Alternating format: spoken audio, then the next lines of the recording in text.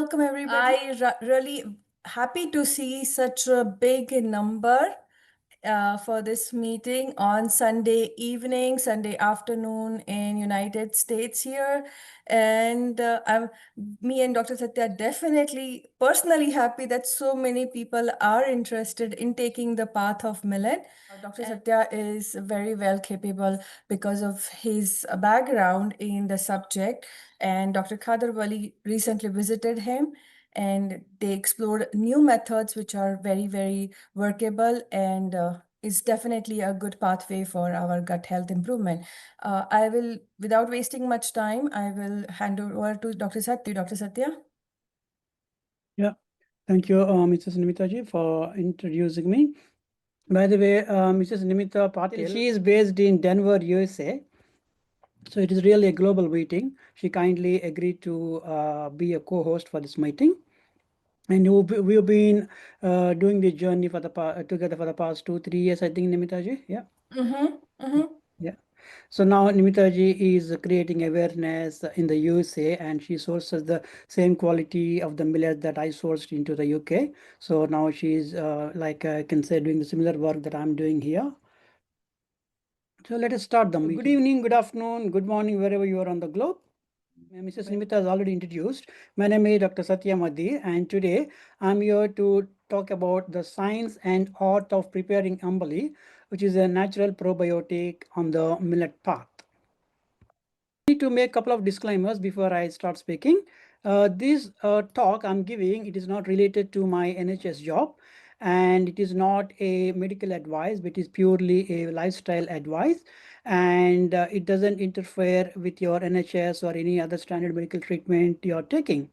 And we don't recommend any changing or altering the medication without the proper supervision of your doctor. So now these are the contents of my presentation. First, I will talk about what is this Ambali, which is a probiotic. And now, what is microbiome? And I will talk about the role of this microbiome in health and disease. And after that, I'll move on to discussing about the strategies to improve the microbiome.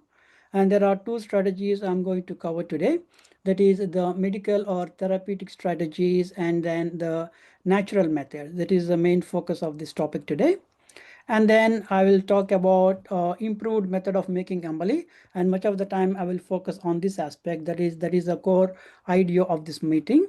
And then I will move on to discuss about the science of Ambali, and then the advantages and rationale behind this improved method of making Ambali compared to the previous method. So now here, you see what is Ambali, or in different languages it is known as kanji. English, you can say fermented porridge, or in Hindi or another Indian language it is called as khamir. So Ambali is a rich probiotic, and this word probiotic is a buzzword these days. I'm sure everybody must have heard, whether you really understand the scientific meaning of it or not. You must have heard this probiotic, which is becoming so much of a buzzword. So the probiotic means there's a live microorganism, mostly composed of bacteria and yeast. And also, again, when I say bacteria, it is not composed of one type of bacteria, but it is like millions and trillions of species and genera. And also in the same way, the same thing applies to yeasts as well. And these are good microorganisms. When we say bugs or bacteria or microbes, we always think about the negative aspect of it, because negative publicity is more the disease causing or harmful bacteria. But if we compare the ratio in the world, there are more good bacteria than the bacteria that are causing any disease or harm. So if you see this is the Ambali. If we observe the one grain of Ambali under the microscope, you will see plenty of different species of bacteria and fungi and the yeast are coated on each and individual grain of this Ambali. And if we place this Ambali under the microscope, the liquid part of the Ambali, then you will see the variety of bacteria and yeast. So all these are all good bacteria and good yeast, not disease causing or harmful. So when we consume this Ambali, which is a probiotic drink, in adequate quantities, it gives the health benefit. How does it give? It improves or if it restores the gut microbiome, which is the focal point of our topic today. And you must, when you heard the probiotic, sooner or later you must have heard the term prebiotic also. So what is this prebiotic? Prebiotic is nothing but a good nourishment for the probiotic. Even the bacteria or for other microbes to thrive and to survive, to multiply, they need nourishment, right? So the prebiotic is the nourishment for the probiotics. So if we put it in a simple equation, these probiotic bacteria feed on the prebiotic and then they release certain substances which are called as postbiotics. These are bioactive compounds. See how much attention you are paying so far. I will give you a quiz. Now, this food, what do you call this? It is a good prebiotic or bad prebiotic? Nimitaji, you can monitor the answers in the group. It's everybody saying it's bad. So Bad. everybody's Bad. paying attention, and Okay. I'm glad that we are getting the topic. Yeah, that's We're good. getting the hang of the topic. Yeah. Next, what about this? Thumbs up or thumbs down? Everybody's aligned with us. All They right. see a I'm lot of glad. fiber in the food. All getting it right and you're all paying attention. This is a bad prebiotic and this is the good prebiotic. So now the Ambali kanji, which is made from these five positive millets, positive grains. This is the hallmark of my topic today. If you have known Dr. Khadar Valli or if you attended his events recently, he spoke about these five different types of millets. He called these millets as positive grains, or in Indian language it's called Siridhanya. That means the grains giving health, which is nothing but the wealth. So now what is a microbiome? Specifically, my topic will be on the gut microbiome. So microbiome is nothing but a mass of microbes. That means different groups of microbes together is called microbiome. So here microbiome is not only present in the gut, which is the focus of the topic today. Microbiota are present in each and every part of the body, both inside of a human body as well as the outside of the body also. So these microbiome will be seen in the respiratory system, even into the deeper parts of the lungs, on the skin and vagina, oral cavity, you name it, where they don't exist. They exist everywhere. So in the gut. So our today's topic will be focusing on improving the gut microbiome with the help of these probiotic drinks from the millets. So here that means good microbiomes, when they outnumber, that is when we are in a healthy state or our immune system is good. So that means the simple equation is good probiotics, when they outnumber, that is what is health.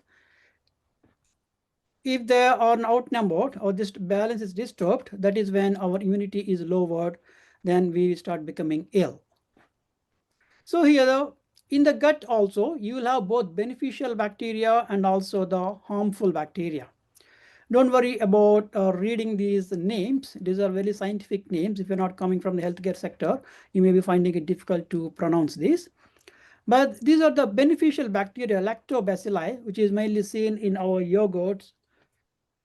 And then the other ones like Akmensia, don't worry about this, the names, Faecalobacterium, Ruminococcus, and these are all giving the health for us. Their presence is very much important in the gut. Whereas on the other hand, we have the harmful bacteria, for example, E. coli, the Clostridium difficile you must have heard, and then the Helicobacter pylori, the stomach bug that is commonly called as Staphylococcus. I'll be very surprised you haven't heard of this MRSA, which is nothing but one of the type of staphylococci. So here there is always a tussle between the good and bad, not only in the society, but in our human body, in the gut also. So when the beneficial bacteria outnumber or overpower the harmful bacteria, then we are in a health or immune status. If this balance reverses, then that is what we call it as illness or disease.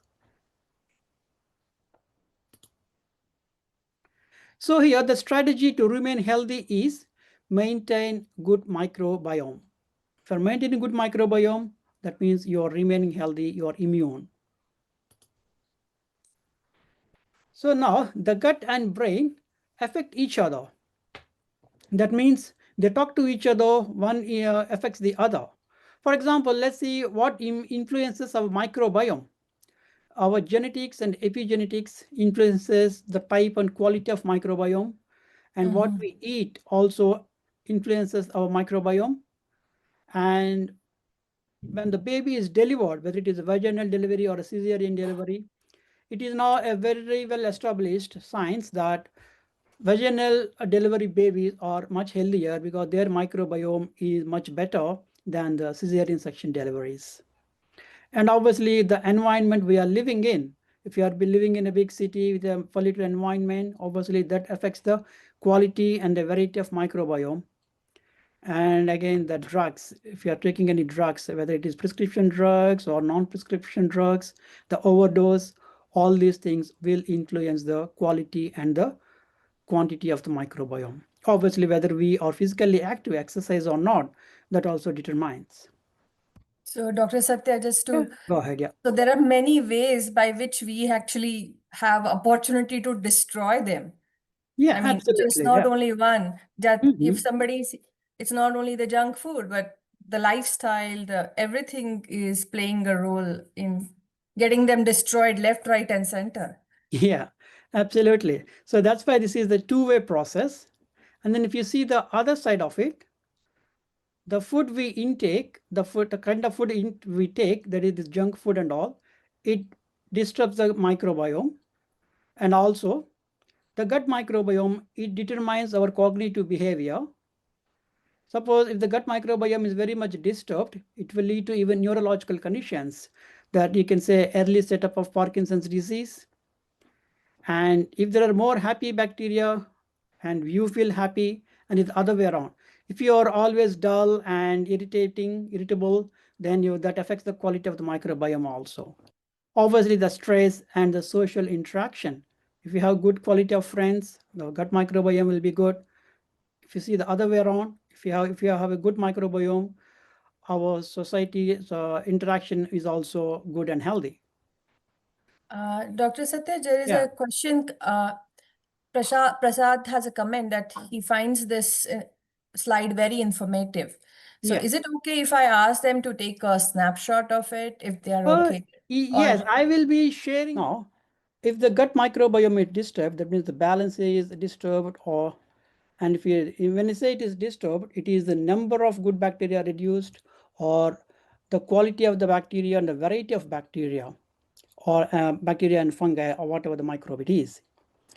Suppose if it is disturbed, then it will affect the gut-brain axis. Then you will see the early onset of these neurodegenerative diseases, pneumonia, and psychiatric disorders. And even the same gut microbiome will influence the health of the heart, cardiovascular system. It can play a role in heart failure, atherosclerosis, and thrombosis. And again, it will have a major impact on the gut-skin axis also. That means the gut microbiome is disturbed, you are more prone to the skin diseases like the autoimmune diseases such as this eczema or psoriasis and Echinus vulgaris. And again, the same gut axis will have the influence on your metabolism. In fact, there is a strong evidence, strong research on this. If you improve the gut microbiome, the obesity is also be improved. In the same way, if the gut-lung axis will have the influence on development of disease like asthma, obstructive pulmonary disease, and even the lung cancer.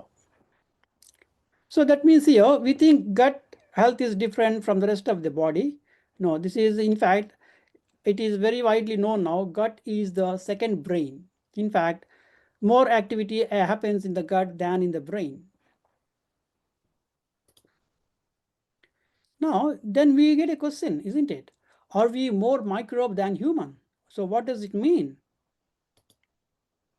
if you see the cell count in a typical adult, will have about 30 trillion cells, human cells. Whereas if you see the number of microbes in the human body is about 38 trillions. And then the gene count, this is even maybe unbelievable for some of you. The human genes are only 20,000, whereas the microbial genes in our body or on our body, that ranges from 2 to 20 million. Just imagine. So that means we have, our body has got more microbial genes than our own genes. You can imagine the kind of influence that they will have on our health and well-being. So in terms of cell count, just to sum up, in terms of cell count, we are approximately equal parts of microbes and humans, but we have significantly more microbial genes than human genes. So now, We are more bacteria than a human. yeah, absolutely, absolutely. But a good bacteria. Yeah, good bacteria. That is what we have to maintain. If you lose the balance of this, then that is when you're falling into the illness or disease category.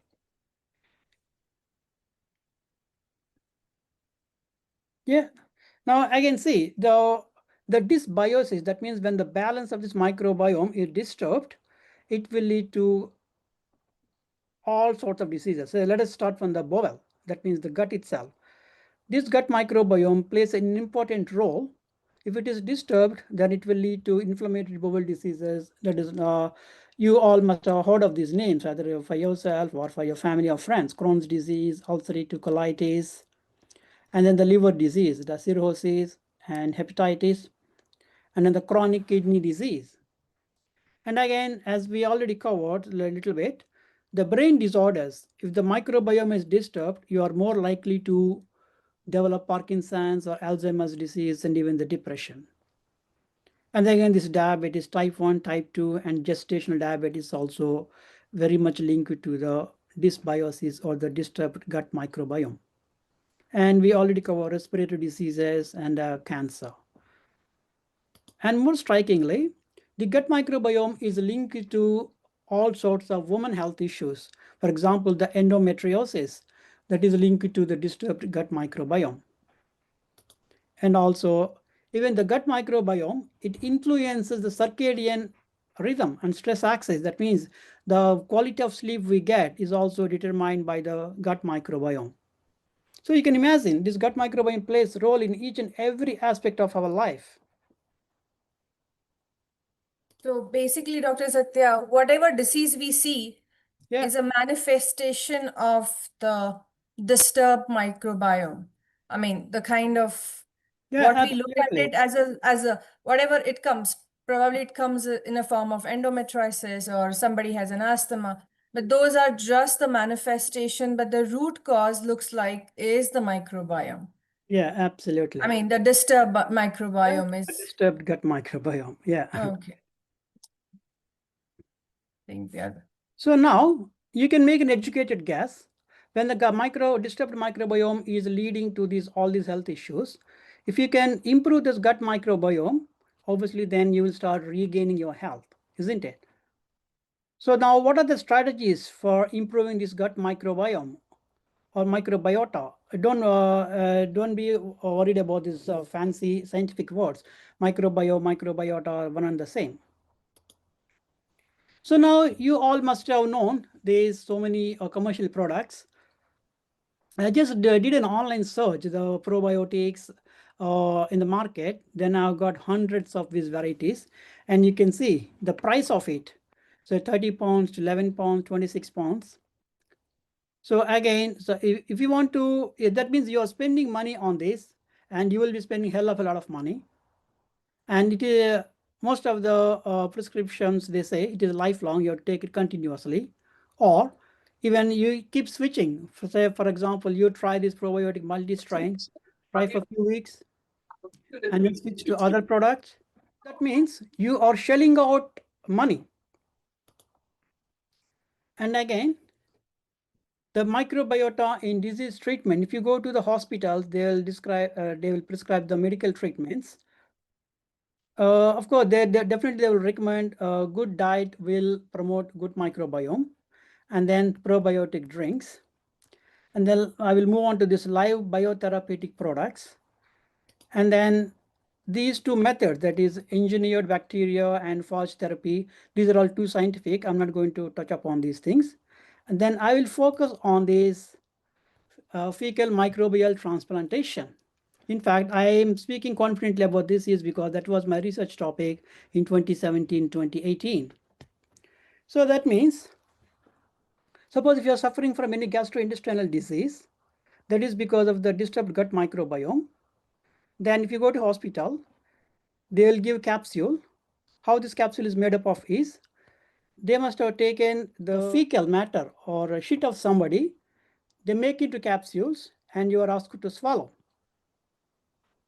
So that means, in a sense, you are made to swallow the poo of someone else, which they think they are healthier than you. Can you think of that feeling, how it is? I want to see the answers. Yeah, I think I would wait even to hear the answers. Oh, Yeah. okay. So yeah, Yeah, I okay. don't think I can imagine I the answer. You don't know, isn't it? Yeah. I But don't think anybody liking it. yeah, yeah, yucky, yucky. I can see this replies now. Yeah. How many of you are aware that this is one of the treatment, standard treatment? I wasn't. Yeah, I can say disgusting. I think Tina Nagda, she is actually a healthcare professional. So now, when you're feeling disgusted or yuck about this option of treatment, how many of you prefer natural, inexpensive, and non-therapeutic methods to improve your gut microbiome? I think everybody wants to go. Yeah. No side effects, Oh, not yeah. on the cost, no, not on the taste, Yeah. not on the feelings either. Yeah. So that means you must pay attention till the end of this talk. Let us move on. So that is where we have the Padma Shri Dr. Khadar Valli, the millet man of India. He came up with this wonderful natural method of improving this gut microbiome with the help of this Ambali, that is positive millets. It's called, as I mentioned, it's called Siridhanya. That means Siri means wealth. The grains that are giving wealth are called Siridhanya. And the fermented porridge, Ambali, these are all different languages, as I mentioned. So the Ambali made from these different 5 types of millets will give us the required gut microbiome health, and therefore we can can improve our health. So now we will talk about this improved method of making Ambali. That is the main topic of my presentation, isn't it? So what this improved method, I'll go on this a bit detail. If you just simply take a 1 teaspoonful of millets, or approximately 5 grams of these millets, then you obviously you wash them, you rinse them once with plain water to get rid of any dust or any other particles. And then you add structured water preferably, and then you soak these 5 grams of millets in water for about 8 hours. And this is a must. Soaking for 8 hours is a must. And then strain the water into a clay pot only, and then add a top of the water to make it up to 500 mils, and first boil the water. When the water is boiling, then you add the pre-soaked millets, and then cook it for about 15 to 20 minutes with a low to medium flame. And then switch off the stove and let the steam settle. Then to this, just tie a cotton cloth. Cotton cloth or muslin cloth. Don't go for polystyrene or any other cloths. So after 8 hours of fermentation, the probiotic Ambali is ready. So you can enjoy this to start building your microbiome. Now you may wonder, oh, I don't have the gas stove, I have the induction stove. The clay pots are not suitable to be used on the induction stove, or you don't have the clay pot yet. Then not to worry. If you have an induction stove and you have clay pot also, then what you do is follow all the steps, but cook in a stainless steel vessel, but don't go for like aluminum or non-stick, because I'm not going to go into the details. I'm sure many of you are aware the ill effects of these non-stick vessels and also the aluminum. Aluminum is a slow poisoning, whereas the chemical coating on the non-stick pans or vessels is carcinogenic, that means cancer causing. So if you have the induction stove, just make the ambali in metal containers, and then after it is cooked, transfer it into clay pot, and in the same follow the remaining step, that is ferment it for 8 hours, and then you can enjoy the drink. Again, this is somebody asked this question. This is 1 teaspoonful of millets in 500 mils of water is per person. So you have to scale it up accordingly if you have more than one person in the family. Then the next FAQ could be, I don't have big enough pot. I have a big family. Say I have 4 members, 6 members, whatever it is. Then it is not possible to make ambali for the entire family in single pot. In that way, there is a strategy. You just follow this 1 teaspoon full of millets for 500 mils of water and cook it, and then ferment it in the clay pot. And just before you are drinking it, then dilute with the required amount of water and then share with the family. And obviously, I strongly recommend eventually you get the big enough pot for your family. Okay, if not having a good size of pot shouldn't prevent you from start getting the benefits of this probiotic drink. When you're diluting it also, although the quantity of bacteria or probiotic you are consuming or ingesting may be less, but if you are eating good prebiotic, that is good and healthy food, then the probiotics will thrive on it and multiply using this prebiotic. Yeah, So it's basically the which you said already. If yeah, you don't have a clay pot, plan to get one, because that's the one that if I don't have a clay pot. yeah. But what if for fermentation also, Dr. Satya, we need a clay pot, or can it be done in something else? I'm coming there. Okay. Yeah. Just wait. I'm coming there. So now the next question, especially if when you're living in the Western world, the climate is cold most of the time. Can we make good quality of ambali in colder climate? Yes, there is a strategies. Here I'll describe the basic science of this optimum ambali preparation. The optimum temperature required for ambali preparation is 35 degrees centigrade or 95 degrees Fahrenheit, or 35 to 37 degrees centigrade, or 95 to 98.6 Fahrenheit. So here it should be the Fahrenheit. It is a typo here. This is the optimum temperature. That means you will have the good development of ambali very rapidly within 6 hours maximum. Whereas if the temperatures are not high, that is what the common issue in Western world, the probiotics will start growing if the temperature is as low as 20 to 45 degrees centigrade maximum, or Fahrenheit it is 65 to 113 Fahrenheit. Within this range, microbes will grow, especially the probiotic microbes. So to achieve this in Western world, where especially when the days are colder, these are the strategies. You can keep the clay pot in your boiler room. Make sure your boiler room is tidy. I see in most of the homes it is used as like a dump yard or a storage space. So if it is not tidy, make sure you make it tidy, and then you can leave it. Or you can get a polystyrene box and keep the clay pot and then cover with a lid and keep it in a warmer area of your home. Next strategy is just keep it on a radiator if that is allowed or safe. Most of the electro radiators, they are not safe for this purpose. Or just keep it closer to your radiator, near to your radiator. And suppose if you think, oh, you have young children at home, then this approach may not be suitable. Then that's not the end of the world. You can keep it in an oven. You preheat the oven, not very hot, just mildly. So to achieve the temperature of say 37 or 40 degrees, and then keep the pot, and so you can switch off the oven and obviously shut the door so that it will remain warm for a good few hours. That is enough for developing the probiotics and good quality Ambali.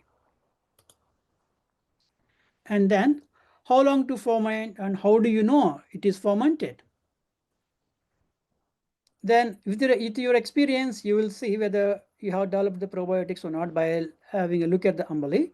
But if you think you're not confident of it, there is a simple method. So how many of you know what this is in this clay pot on the where my mouse pointer is? Can you all guess? I want to see the answer. I'm glad you recognize, because this yogurt, how many of you make at home? Oh, somebody saying dosha. It's not dosha, it is yogurt. Yeah. How many of you make? Yeah. I can make, I do, yes. We make. Yeah. Yeah, so many of Okay, have yeah, many of you, that means because the reason I asked is, if you ask our current generation kids, how do you get yogurt? They say it is manufactured in the supermarkets, you get in the supermarket. Even the milk, how the milk is produced, they think it is produced in the supermarkets. So how long do you take for yogurt formation? You'll typically approximately 8 hours, isn't it? So the same duration is required for ensuring that Ambali is fermented and good probiotics are developed. Then you can ask me this question. I can't follow any of the methods you suggested, but can I keep the Ambali pot in a Instapot and keep it in a yogurt mode? Yeah, but I'll keep the suspense for this answer. I'll be explaining in next few slides. Yeah, that's already one of the questions somebody's asked. Okay, good. Yeah. See, I'm reading everybody's mind. I already read everybody's mind. Yeah. Now let's move on to the science of Ambali. I mentioned about the art and science of Ambali. It is not that Yeah. I'm discussing science after the art or vice versa. Each step I'm discussing is an art and is a science.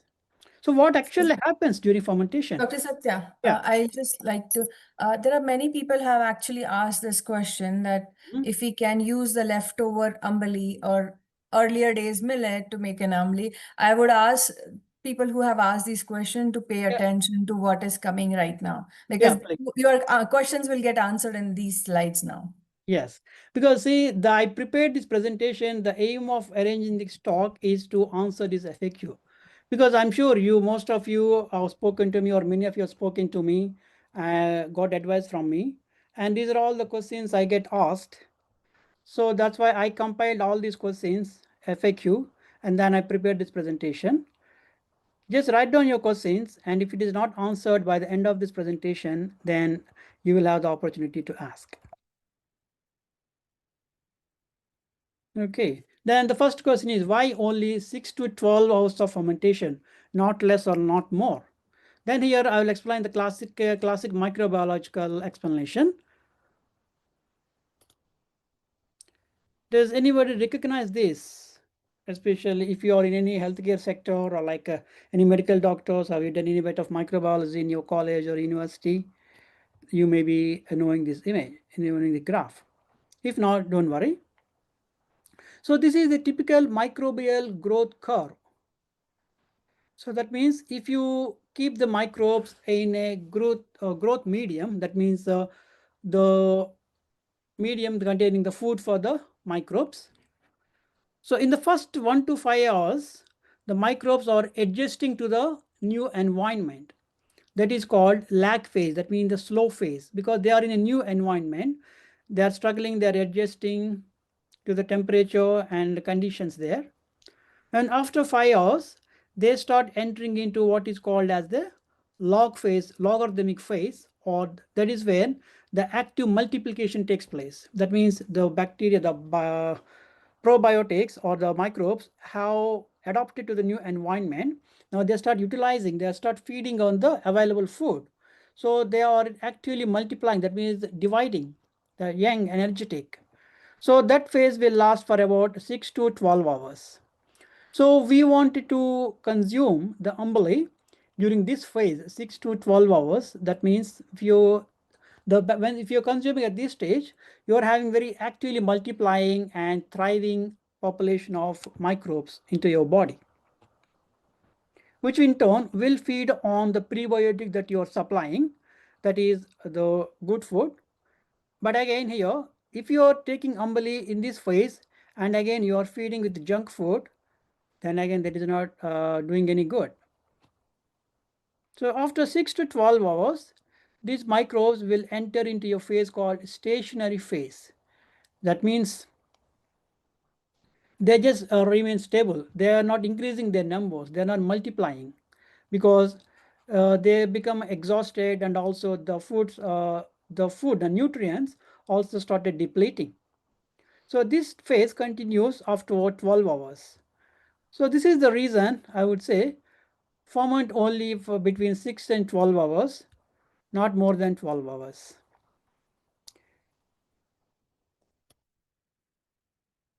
So again, after 12 hours, then the bacteria will start dying and they will be releasing the toxins, the toxic products, and the bacteria will start dying in that.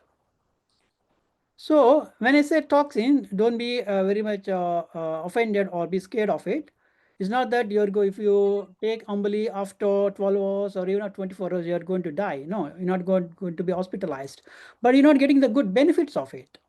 What's the point in taking the dead bacteria when you have the opportunity to take the very active and multiplying bacteria? So here, if you happen to take, or if you take Ambali after 12 hours, what happens? You'll start seeing, you may develop some symptoms, like you may feel bloated, you may feel constipated, and even after 5-6 hours of taking Ambali, you may feel very full in your stomach, you may feel it is indigestion. Especially these symptoms are more prominent in people with sensitive gut. Say for example, if you are suffering from IBS already, irritable bowel syndrome, or any like Crohn's disease, or if you have recovered from any cancer treatment and if you are on this Ambali protocol, then you may develop these symptoms.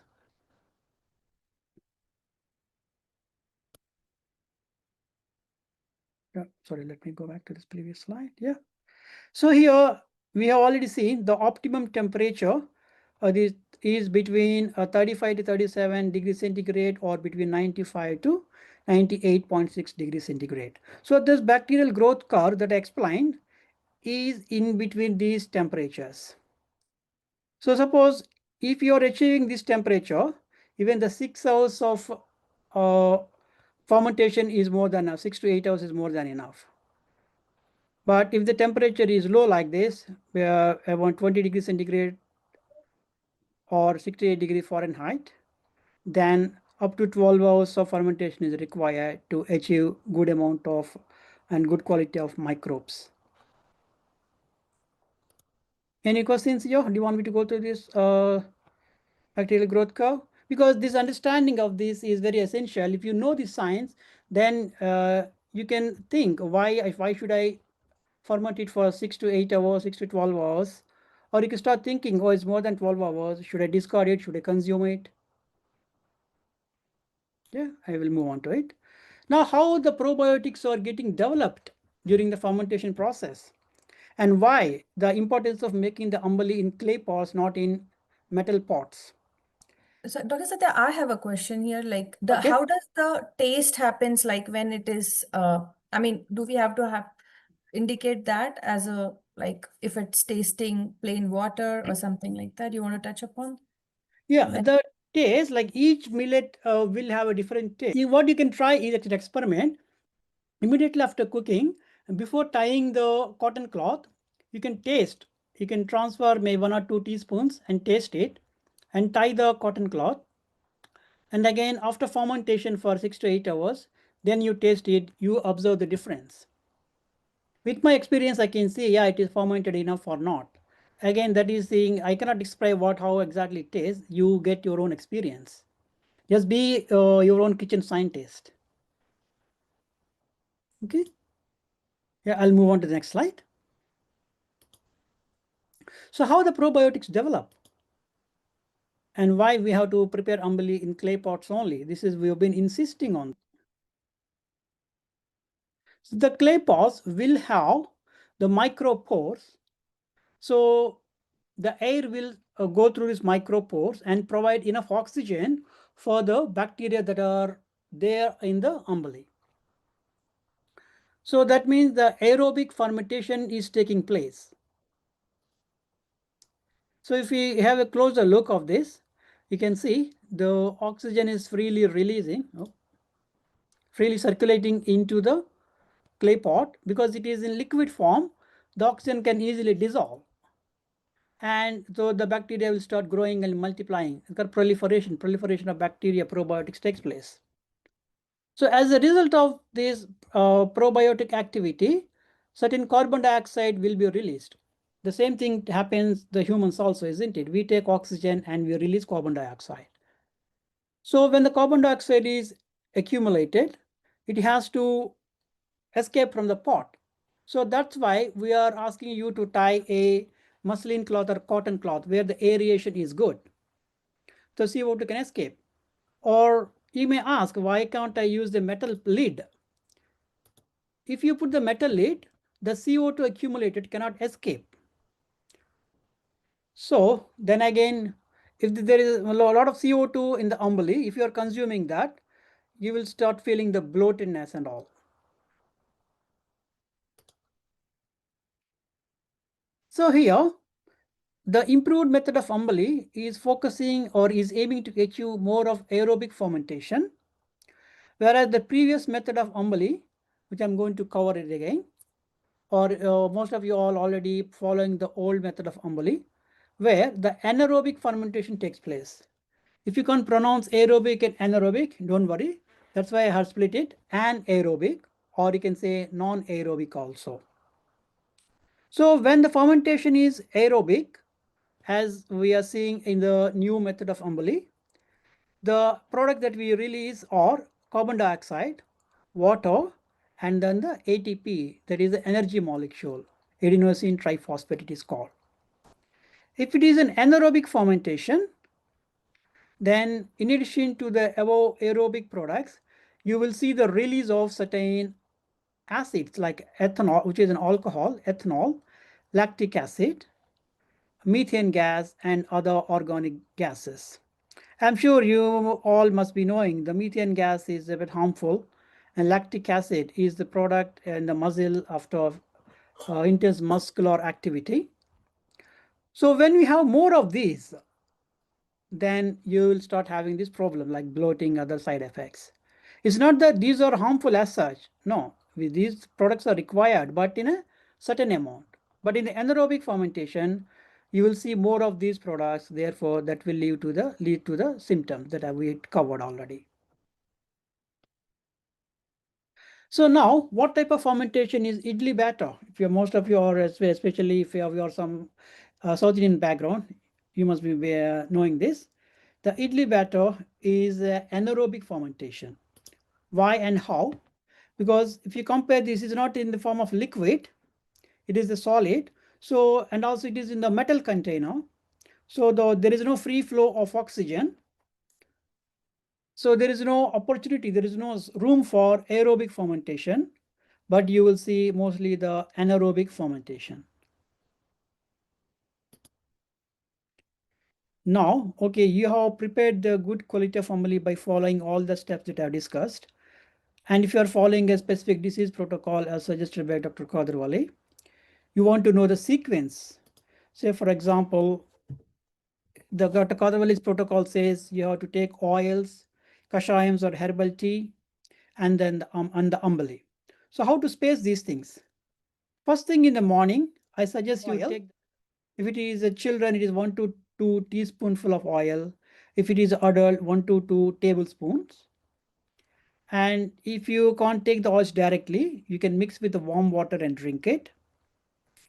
Then you start preparing the kashayam or herbal tea. That would take about at least minimum 30 minutes for you to prepare. So then that gap is enough, 30 minutes of minimum gap is enough. Then you consume the herbal drink or the kashayam. Then you give about 30 minutes of gap. And why the gap of 30 minutes? Because we want the oil and the herbal decoction to get absorbed into the in the gut. So for that, enough space is required, enough time is required. So if you allow half an hour at least, then you'll see the better absorption of this oil or the herbal drinks. And after 30 minutes, drink Ambali. And after drinking Ambali, just give minimum of 5 minutes gap and no need to give half an hour gap. So typically give 5 to 15 minutes of gap, and then you enjoy your breakfast or brunch, whatever you want to have it. And make sure the breakfast and lunch or brunch is coming from the millets, the same millet that you used for preparing the ambali. Say for example, this is a barnyard millet ambali, imagine that. Then the breakfast and the lunch or dinner should be coming from the barnyard only.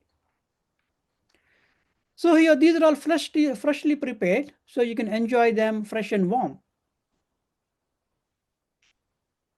Any questions here? Any clarifications required? Yes, sir. Can't we use the clay lid only for that when we soak the amali? Clay lid, again, it is better to use the when you say during fermentation. Yeah, it is better to use the cotton cloth because the aeration is much better than in the clay lid. Yeah, clay lid is still better than the metal lid. Yeah. But if you can use the cotton cloth, I think that is very easy to source, isn't it? Yeah. Okay, thank you. Yeah, no worry. So I'll move on to the next slide now. So now, why is this presentation now? When there are plenty of YouTube videos and online resources of preparing this ambali. I'm sure you all must have seen the Millet Magic channel, Biophilians. You can just search in the YouTube, you will see plenty. Like if you Google preparation of ambali by Dr. Khadar Valli, protocol, something like that, you will see this. Isn't it? You must looked at these channels, Millet Magic, which is nothing but a channel of the Dr. Sarala. She is the daughter of Dr. Khadar Valli, and biophilians is for somebody else. So these methods typically have these steps. That is, for example, you take a 1 full cup of millets, not the 1 teaspoon, and soak 8 hours, and cook with 10 to 12 cups, or sometimes it says 8 to 15 cups of water also. And then ferment it for 6 to 8 hours. So after 6 to 8 hours of fermentation, it becomes like a semi-solid or even like a very solid. And then enjoy with your like side dishes like lentils, soup, or curry. And it is recommended that to use the same thing for the lunch and dinner also. Okay, so now I will see the other combination that is suggested in the various books and online videos. So for example, it is suggested you can mix this ambali with yogurt or with any lentil soup, sambar, rasam. If you are from an Indian background, you understand these things. Otherwise, just any pickles. Okay, you can mix with fruits and all. But these are all the older methods. Even I have been advising people the same procedure recently, till recently also. I'm sure some of you at least have spoken to me following the protocols. I must have advised the same methods, and I must have shared these resources also. So now, just ignore these methods for better results. It's not that these are all wrong things or you've been these were harmful to you. It's not that. Because we always want to improve the methods based on the people's experience. So ongoing improvement based on observations and practical insights. And another thing is another important reason for improving this method is users innovation leading to distraction and corruption.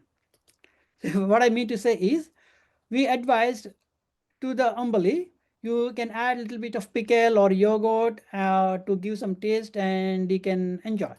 Now, people are becoming too creative, too much or over enthusiastic.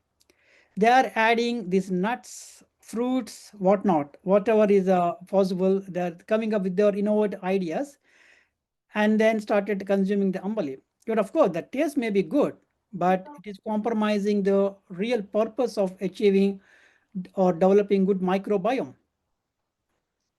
And again, now we are not able to derive all the full spectrum of health benefits.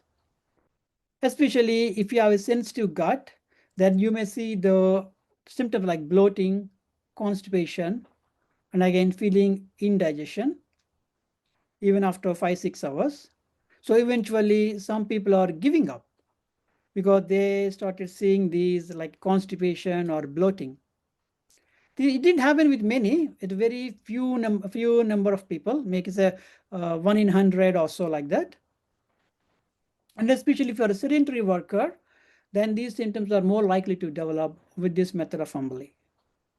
So, Dr. Satya, Yeah. so right now with this new method, we are moving as Ambali as a therapeutic drink rather than something to just, take as a kind of to Yeah. relish, Yeah, absolutely. right? Yes, yes, Yeah. yeah. Now, improved method is easy to adapt. How? So the previous methods are like this. You cook with 10 to 12 cups of water that we have seen, ferment it for 6 to 8 hours, enjoy with the curries, lentils and all.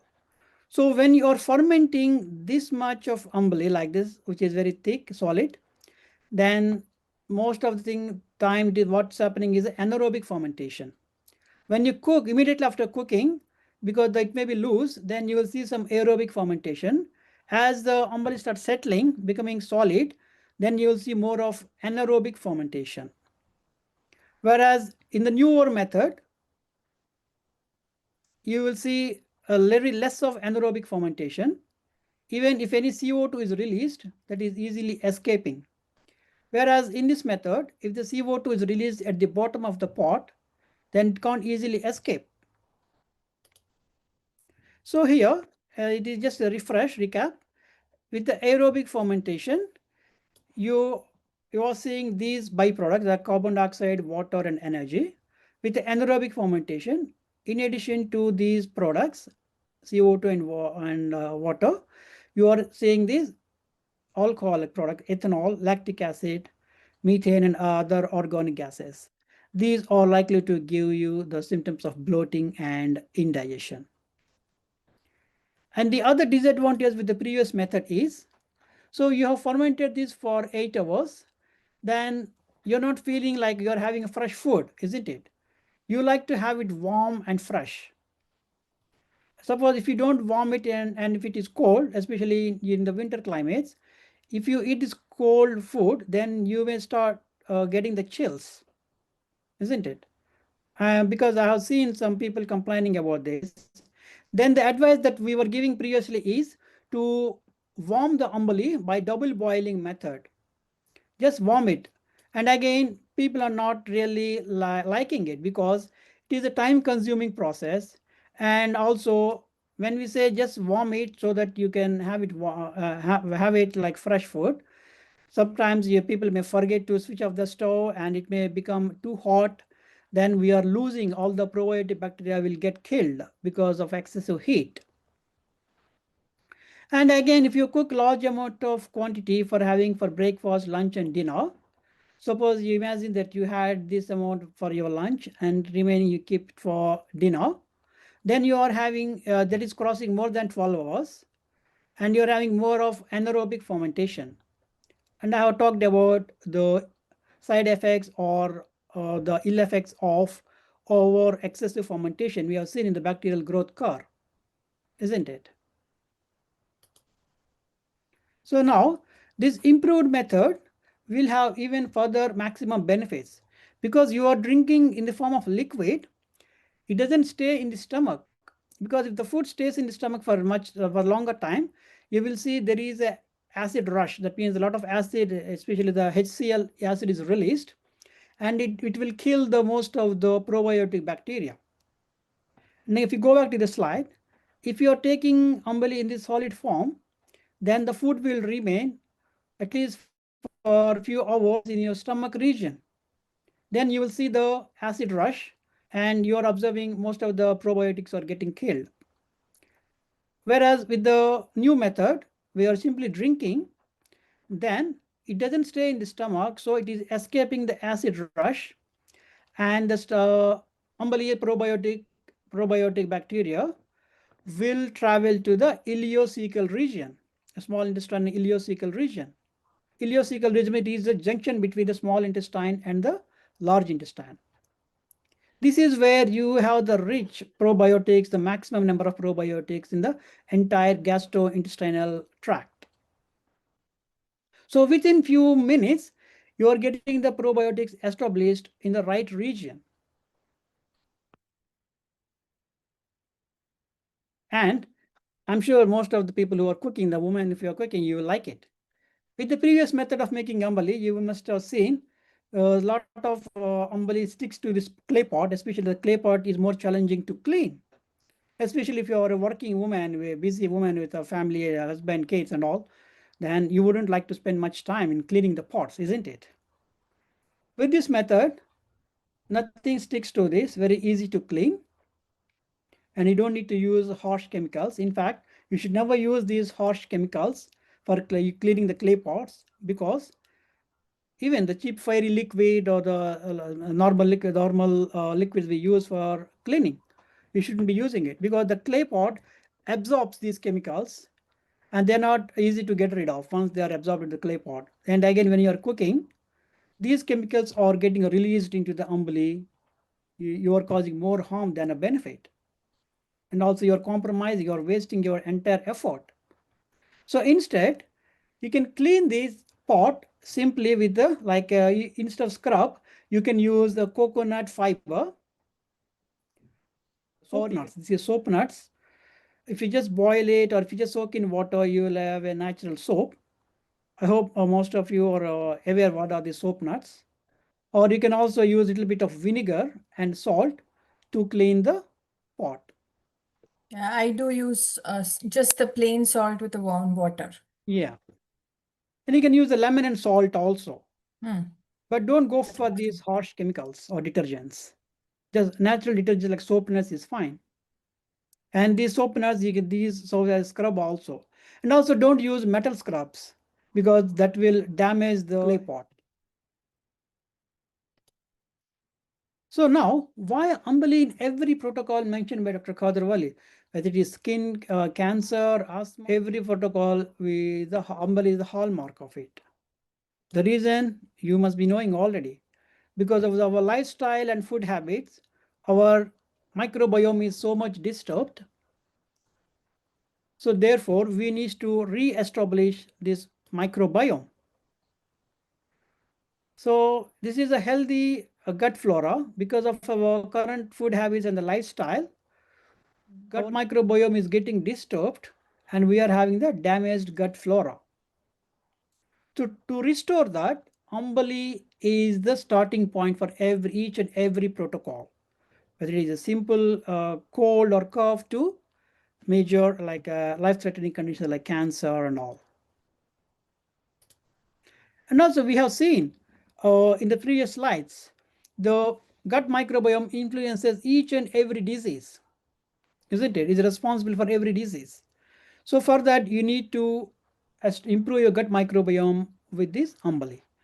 And also each of the 5 millets will support a unique probiotic, so that you're having the variety of probiotics and you're developing the diverse microbiome, and you're developing it naturally. You're not spending any money, and this is your food. So now I will not give any conclusions. I would request you to give your conclusions in the chat box. What are your conclusions of this presentation? I can see a comment. I see difference in my kids' bowels after using millets. Going early in the morning, sometimes 2 to 3 times a day. Very informative. Yeah. That is not the conclusion. That is a I think you all agree with these conclusions, isn't it? The improved method of making Ambali enhances gut health by supporting a diverse microbiome, and it provides maximum health benefits. And it is being very easy to adopt even in colder climates. Thank you very Dr. much. Satya, can we just go back on the last, can have that on? So Yeah. when Any questions here? yeah, so the basic question coming up more often is the clay pot necessary? Yeah, we have covered, but again, I'll go through Yeah. it. The clay pot, the reason why you need to prepare Ambali in clay pot is because you have the good aeration. You don't achieve this with the metal pot. Okay. In the metal pot, there are no micropores, though there is no free circulation of air. And also, if you are keeping a metal lid like this one, the CO2 that is produced cannot be escaped. And the taste is better with the clay pots, and also the quality, the richness of the microbiome is better with the clay pots. So the question is, I know in the Western world, it is very challenging to get the clay pots. So wherever you have to go and shop around, especially in Asian stores or any like health and some other stores, just keep asking them, like, can I get the clay pot? Can you get the clay pots? So they will be frustrated with because your repeat persistent request, they'll get the clay pots. Or you let them know, like when the clay pots arrives, please give me a call. You give the number. And you also see different online sources. If you're in a WhatsApp group, these things have been shared. And maybe if you can request again in the group, then people will share how they procured, from where they procured these clay pots. And one caution that I will recommend everybody to exercise is make sure the clay pot is unglazed. They're not coated with any varnish or any design, any chemicals. It should be very plain. So Dr. Satya, they should hold on till the time they get the clay pot for the fermentation, right? That's what even we are saying. Instead of that, what I would do is I'll start preparing the Ambali in this metal pots only, because you need some experience. You need to get into the routine of it. You may not be deriving the health benefits, but you are getting into the routine. You are mastering the technique. So if you start today in stainless steel pots, then within 1 or 2 weeks, you will acquire clay pots. Then by the time you get the clay pot, you are already an experienced person in making the Ambali. You are getting into the routine of it, isn't it? But because I said this, no, you don't start continuously making Ambali in the steel pot. If you make it, you're not getting any benefits. Another question there was on Ambali making is how much water has to be left after boiling? Is there a measurement? It is on the stove, it is cooking. Make sure you keep a lid, but leave some gap so that you're not evaporating the excess amount of water. Suppose if you cook for 15-20 minutes without any lid, then water will be evaporated. You may be left with maybe 200 mils of water at the end. So, and again, if you are cooking with a low to medium flame with the lid on partially covered, when it is cooking, you can use a metal lid, stainless steel lid, so that you're preventing the unnecessary evaporation of water. So after that, when you're letting off the steam, and again, don't open this completely like this. You just keep the steel lid and leave it for half an hour. Then there will be some condensation that is underneath the steel plate. So then again, you're not losing the water. Then after half an hour or so, the steam would be settled. Then you tie the cotton cloth. If you follow this method, then you will be left with at least 400 mils of water, the Ambali. Dr. Sat, actually, I have two questions. The first one, you say in the step, cook for 15-20 minutes, low to medium. But when I was cooking millets, I've noticed that each millet takes a different time. Yeah. So is it 15 to 20 minutes a rough estimate, or should we just like we do when we cook the rice to see whether it's cooked or not? Can Yeah, we, is yeah, that it has to do I a, understood your question. 15 to 20 yeah, minutes is for any type of grain for making the ambali only. This is enough for any of the 5 millets. right, okay, When you are okay. cooking the Uh-huh, rice, uh-huh, like a thali for lunch or dinner, then uh-huh. the time duration is different. I'm not covering that aspect now. All right, okay, it's Just just, okay, it's just a fermented drink. Okay, yeah, okay, got it. Okay. Oh, okay. So, I mean, yeah, my next question was, so when, after taking out the ambali, what is a good way or what is a better way to eat the millets which have been cooked? But you're saying that you'll be covering next time, so I don't yeah. I know. mean, yeah. I think that Okay. also we have covered slightly, isn't Yeah, it? I see. Yeah. Yeah, I remember you mentioning that we can eat, we have to double heat it. That was another question actually, to if you want to have it with any of our Indian or any other side dishes like sambar or yogurt, we have to Yeah. double heat. But again, when you have to double, so the mud pot, the clay pot and all is very essential for until you make the ambali. But Yes. when you're reheating again, can you just transfer? I mean, I see in the picture Mm-hmm. it is in a steel pot for the Yeah. double heating. Yeah. Okay, great. And Okay, again, that here I was need to my mention question. one important point. So Uh-huh. after ambali, if you are cooking for consuming in the form of like lunch or dinner, then you Mm-hmm. go for clay pot. You can cook in the steel pots itself. All right. Okay. Yeah. Okay. Yeah. Okay. That's Because good. you're That not helps. Thank fermenting you. it. You're expecting Yes. to Yes. consume it immediately, Yeah. isn't Mhm. it? So yeah, so for the fermentation, we have to have the millets with the water as it is, and then leave it for fermentation. Extract the ambali, extract the Yeah. drink, I mean, and Yeah. then use the cooked millets like the food what we take. Yes, absolutely. Right? Yes. Okay. Okay, that's good. Thank you. Thanks. So, Dr. Satya, there is another question where people are getting a bit confused about Mhm. the fermentation of the yogurt and the Yeah. fermentation of the ambali. So Okay. they are having this doubt that will the boiling kill the microbes?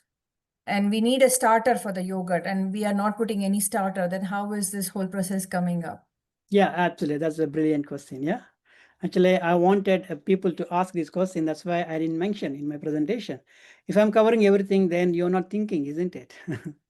So when you reach this stage, or in fact, even when you are cooling it, say for example, when you are letting the steam out by either completely, by partially closing with the lid, or like this, then there are some bacteria falling into that. And also when you tie this, we are saying there's a free circulation of air. The air will be circulating in both directions, not only from inside pot to the outside of the pot. The bugs may be going through this cloth and going into the pot also. And the beautiness is here, these millets will support only the good bacteria. Suppose if any bad bug falls into it, they don't support it. And also, as I mentioned, say for example, if 10 varieties of bacteria fallen into it, not every millet will support all the 10 varieties. Each millet will support its unique type of probiotics. So that's why we mention you have to take the ambali from all the 5 millets in a particular pattern. This answers, clarifies your question? Yes, I do feel that. Yeah. Belaji, that was your question. So if you have any subsequent questions, please put those. So I gave the comparison of yogurt and this ambali as an answer to this common question, like how long does it take to ferment? How do we know whether it is fermented or not? Because in yogurt, you will see the consistency, it becomes like a set yogurt. So you know it is formed, whereas in ambali it doesn't happen, isn't it? So that's why I gave the comparison. If you keep these things side by side at the same time, if your yogurt is set, means your ambali is also ready. If you are keeping it side by side, say in the same place and the same oven, the conditions are same. So that means you know the fermentation has taken place. Yeah, I think I didn't cover this Instapot. Can we? I was about to remind you that that part is still pending if Yeah, we yeah, because yeah. that is something which is everybody's waiting probably if we Okay, can yeah, use the yeah, yogurt mode. yeah. See here, now I have explained the science here. In the yogurt mode, if you don't keep the lid of this Instapot, then the pot doesn't like it. It starts beeping, or it will give an error message, I believe, isn't it? Or if you keep the lid, then there is no room to escape the CO2 that is formed in the Ambali. And again, there is no free circulation of air. If your Instapot allows yogurt mode without keeping this black lid on it, yes, you can. So But how much free circulation of air on the top of the yeah, pot and has to again, be? yeah, it is the full mouth of the pot should be freely circulating. And also, if you see in this Instapot, there is no free circulation of air into the pot. It's very restricted. What I wanted is, I showed in my other slides, isn't it? The science of making Ambali, isn't it? So The reason I'm asking this, yeah, Dr. Satya, is if you look at the picture where you have said that it is in the preheated oven, there is yeah, a still, it's inside the box, but you have some space. yeah. So, and there is another function in Instant Pot, which is called a slow cooking, which is Okay. almost similar to yogurt mode. So, Uh-huh. and that can be very well done without putting any lid. You don't need a Yeah, lid. yeah. And I can see, for example, in this picture, the size of the pot is almost completely perfectly fitting into the Instapot, but there is no free circulation. If it is a smaller pot where you have gap between the pot and the Instapot, that allows some kind of free circulation of air. So here you will have to figure out if you have the big enough Instapot to have some gap between the clay pot and the Instapot walls, where the free circulation of air is possible, then you can use this.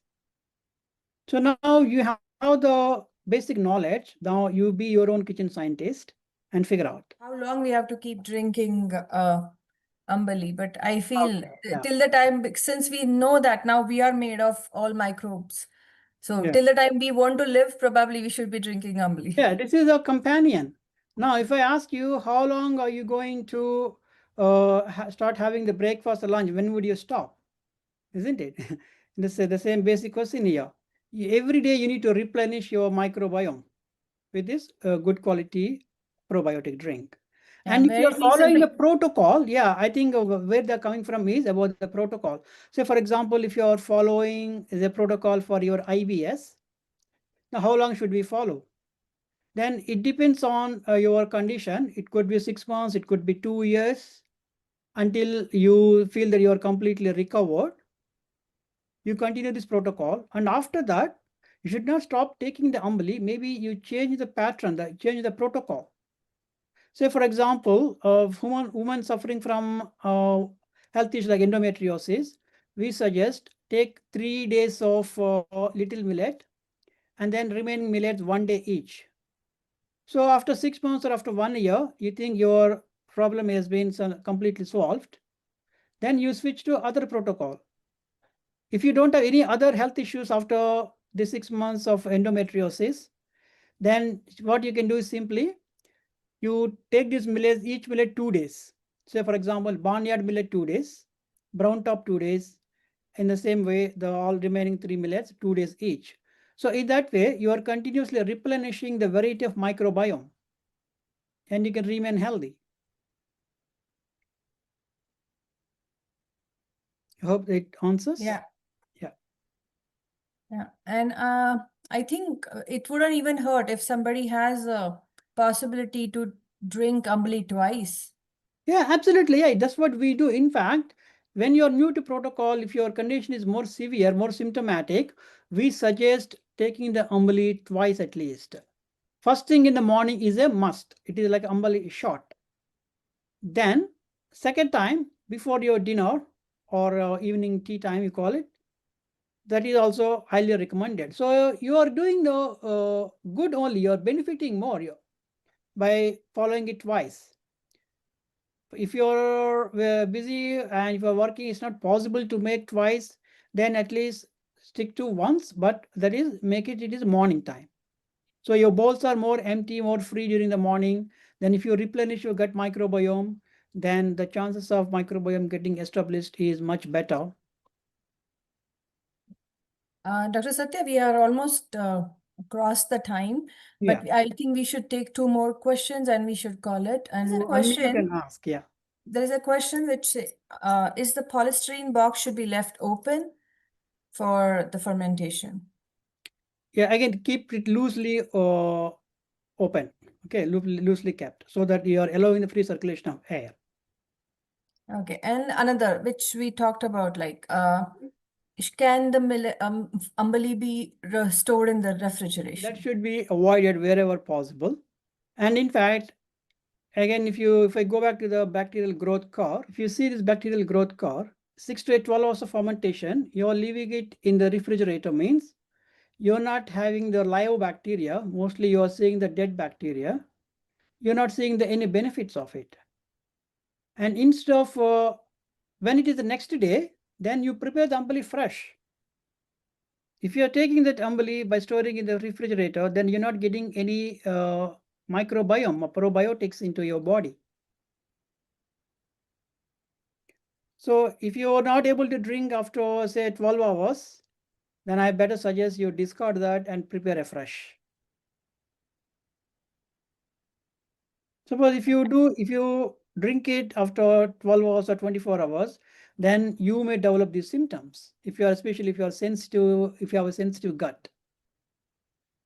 So the straightforward answer is no. Prepare a fresh. Yeah. Okay, there are still some more questions coming up. Could I please ask a question? If you're asking a question, I would like to know who you are. If you can turn on your camera. There we are. Bhavani. Okay. Yeah, My okay. name is Kavini.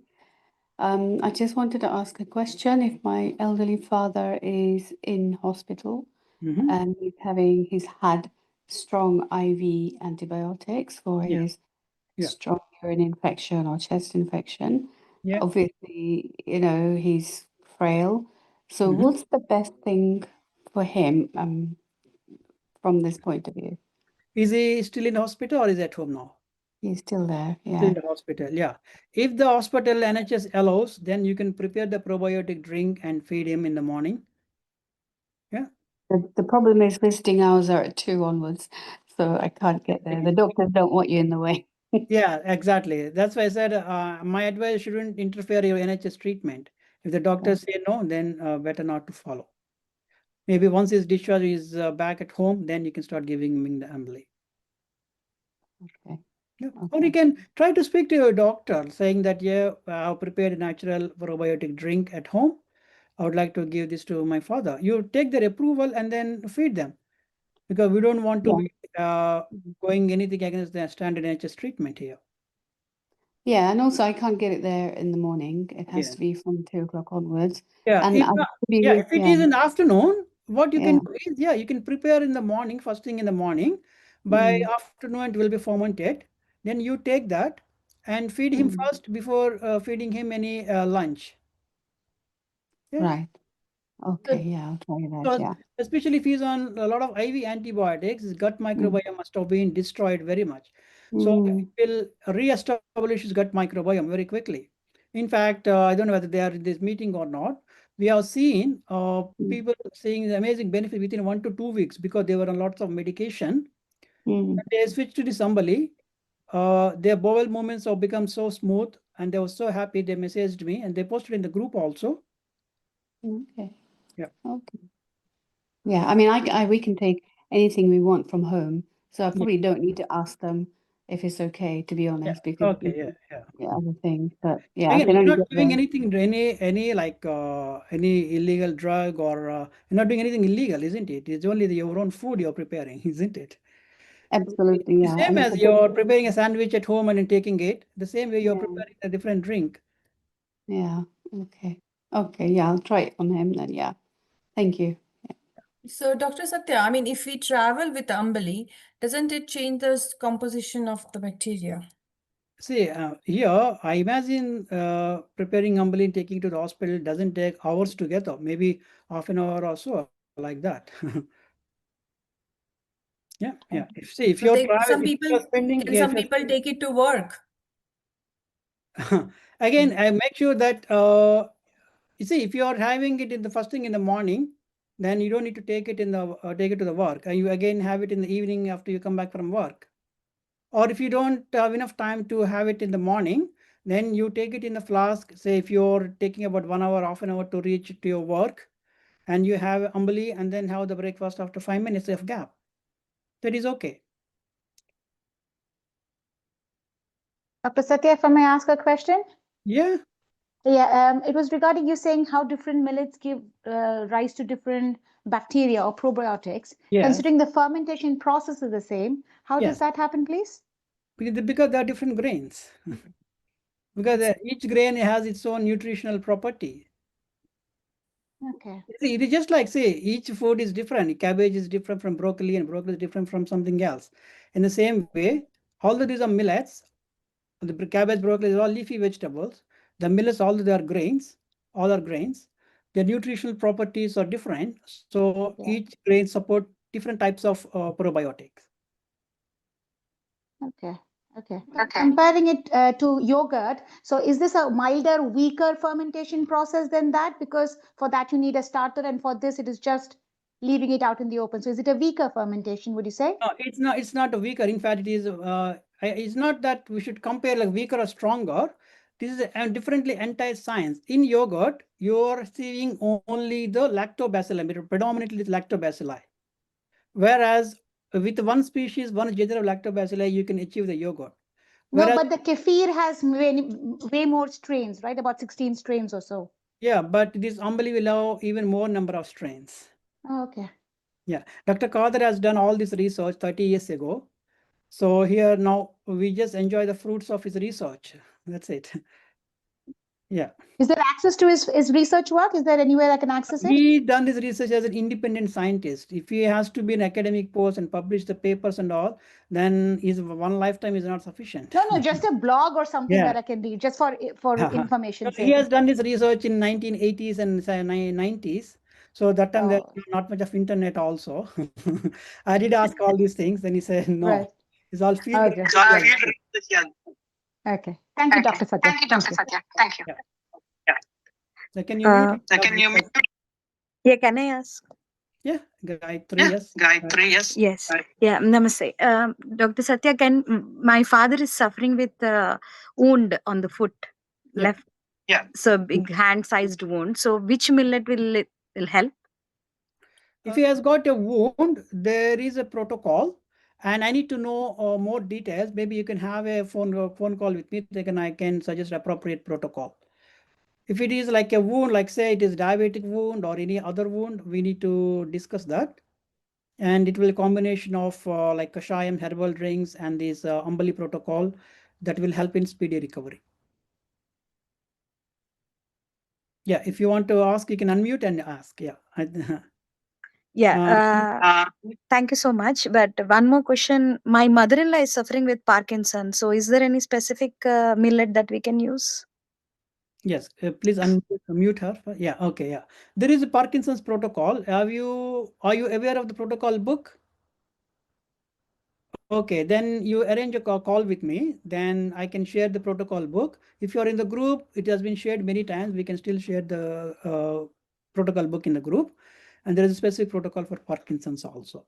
It is a combination of millets, oils, and herbal drinks. Yeah. Anybody else? Satya, can I ask? Yes. Just Dr. Khadar Valli told me to follow nerve protocol. Okay. But I couldn't ask at the time. I forgot. Like I'm also getting like watery eyes sometimes, and they said it could be like glaucoma, or some say it is. In India, they say it's glaucoma. Here, they say it is dry eyes. Okay. So the question is like, I was following this for 2 weeks or something, but then I'm getting even the watery eyes more. So I thought, should I change to eye protocol or should I like use a combination of the two? That's what I don't know. So the standard suggestion is whichever your severe symptom, you follow that protocol first. Once it gets better, then you switch to the other protocol. So for example, if your diabetes is very severe, your high HbA1c levels, then you follow the diabetes protocol.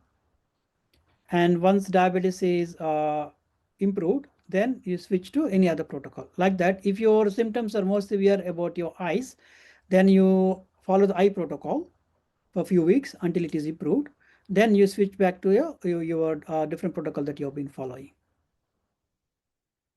Is it clear? Yeah. Okay. Yeah. Or you can have a call with me again, like a one-to-one. Sorry, yeah. Can I just ask a question quickly, please? Yes, Bhavni. I've recently had a sore throat, but then that went into my right ear and right eye. Yeah. So I've naturally got worried, and I got some antibiotics because it was red in the ear and Yeah. they needed amoxicillin. So I took 7 days course. And then for a week, it seemed to disappear. But just 3 days ago, it started to feel like it was coming back. And I'm also burning up at times sometimes. Okay. It started to come back and it started to go the other way slowly. Mhm. So I saw a GP yesterday and she's just said, I can't see anything red is at the early stage, but I wanted to nip it in the bud. So I went to the GP and now I'm thinking, no, she wasn't keen on giving me antibiotics, understandably. So she gave me the ear spray, which I've started. But looking at this, what can I do? Yeah, because you're on antibiotics, your gut microbiome is very much compromised. So you start with Ambali protocol, and then that will build up your gut microbiome. Then you will start improving seeing the results.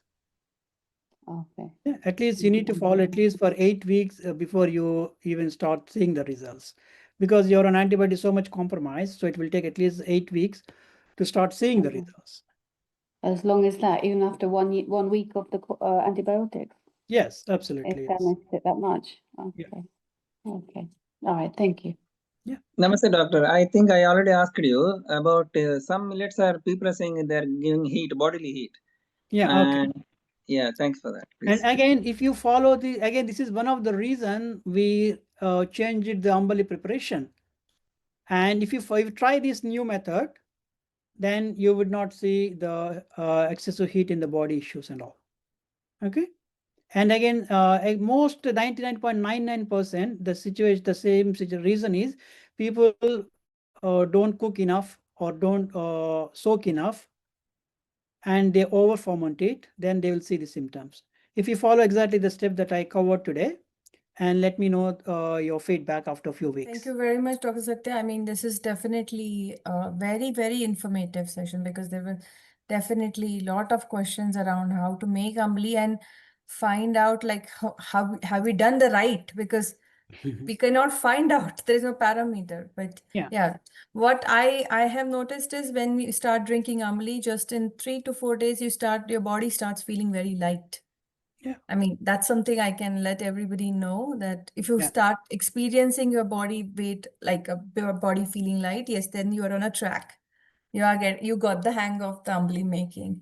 Yeah. And it's And also, wonderful now. We don't need to spend money for buying any expensive prebiotic, probiotic, or any kind of other methods. But thank you for teaching this us to Dr. Satya. I just want to confirm that Ambali should be made every day, and the millet we use for other things, can we cook it for 2 days and keep? Can we cook and keep it in fridge for 2 days? My straightforward answer will be no, because you're compromising the quality. As I explained with the graph and all, if you're leaving after 12, or eating after 12 hours, then you are not saying the benefits of it. Of course, it may fulfill your hunger. That's a different thing.